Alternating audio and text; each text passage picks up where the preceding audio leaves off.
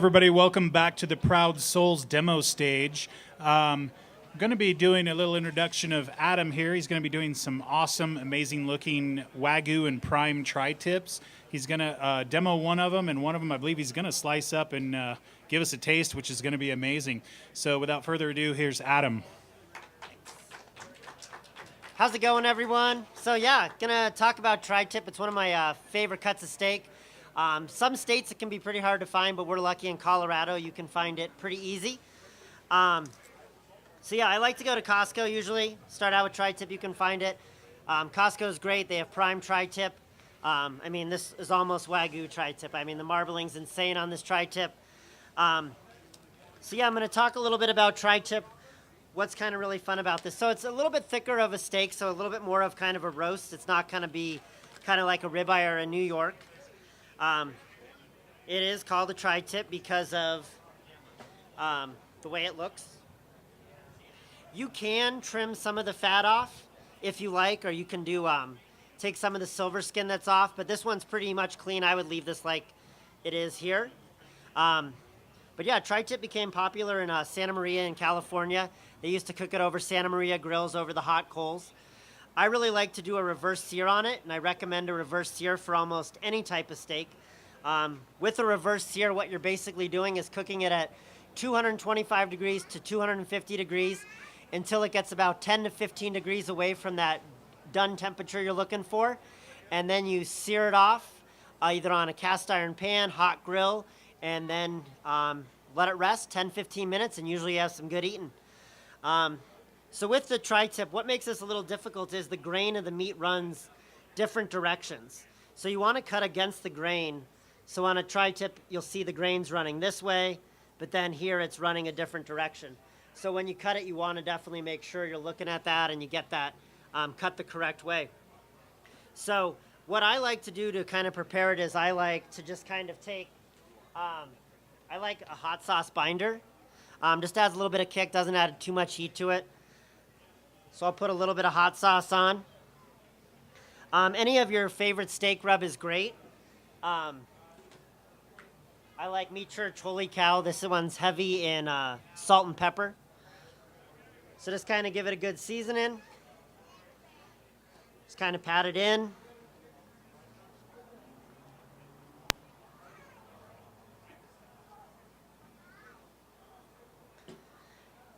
And it's just going to give it a little bit of flavor, kind of help that rub stick on there. Get a little bit of a pop of flavor at the end. So I would basically leave it like that. Let it go for about, sit for about 10 to 15 minutes, then put it on the grill at 225. On a tri-tip, I'm looking for about 120 degrees, and then I'm going to sear it off. This one about 90 seconds aside. I take tri-tip a little bit of higher temperature just to break down some of that fat in there. I want it to go a little bit higher than I normally would take a steak. So that's kind of with the prep with that. And then I'm going to go ahead and I'm going to slice up another one over here that I already reverse seared and ready to go. So tri-tip is great for tacos, just eating off the cutting board, eating with potatoes, mac and cheese, just a really awesome cut of meat. Chimichurri is great to make with it. It's a simple chimichurri.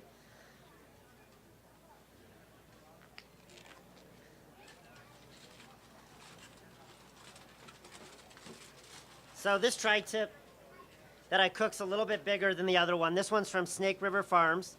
So it cooked a little about an hour and a half until it hit about 120. Then I seared this one a little bit longer. I seared this about 2 minutes aside. And what I'm going to do is I'm going to slice it here so I can kind of see the grain. I'll slice one cut wrong to kind of show you that when you do slice it with the grain, how tough it is, and then when you slice it with the grain, what that difference looks like.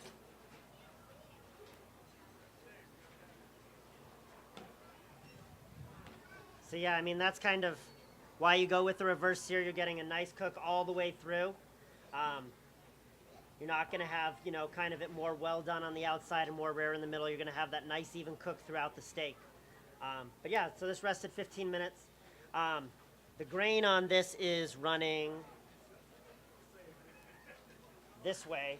So I want to slice it in this way. If I slice it this way, it'll be really tough.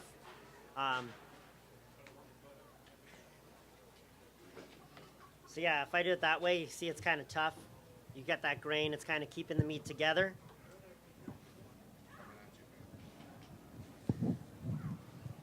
So I'm going to slice against the grain, and you're just going to see it's just going to be a lot easier to pull apart. It's going to be nice and tender. So just going to take that tri-tip, and there's going to be samples. Got some tortillas kind of quartered up, and we'll get this going. But yeah, it's a great cut of meat. Definitely recommend the reverse sear, not just for tri-tip, but for any kind of steak you're cooking. Just kind of a great way to impress people and get a really awesome cook throughout your steak. All right, so I'm going to serve these up and come on up and get some.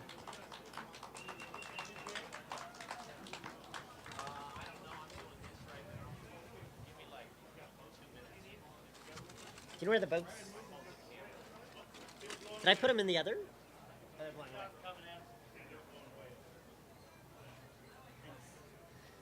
Yeah, come on up. Don't be shy. Got plenty of tri-tip. Yep. Thanks.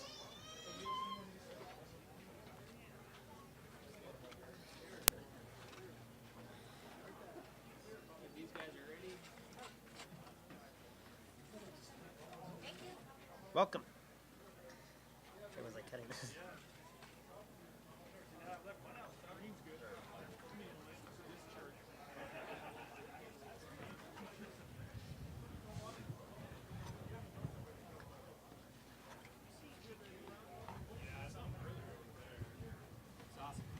Thanks. Appreciate it.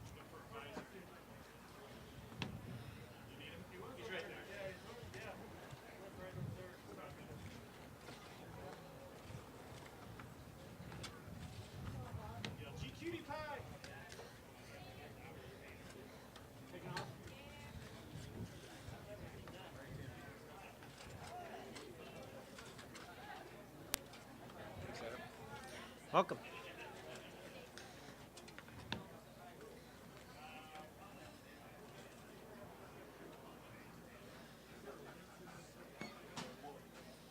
Is there what?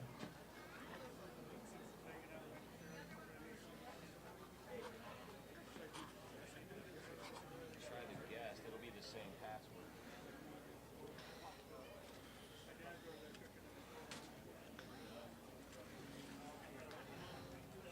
Thank you. You're welcome.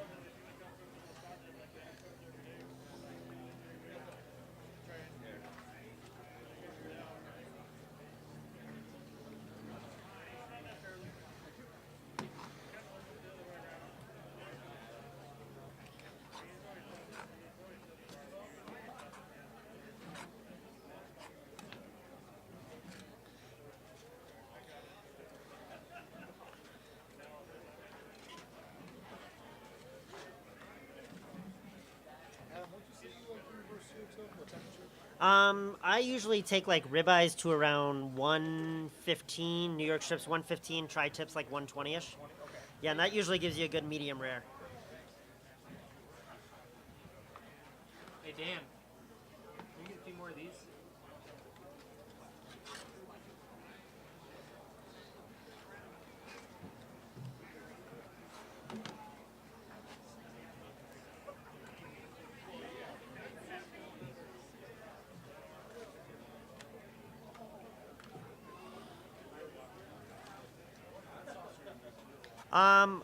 I use Yellowbird a lot of times.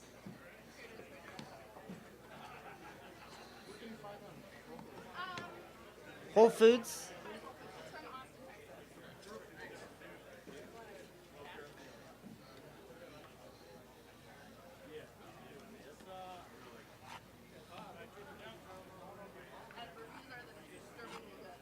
That's good. Getting some more rare pieces, so.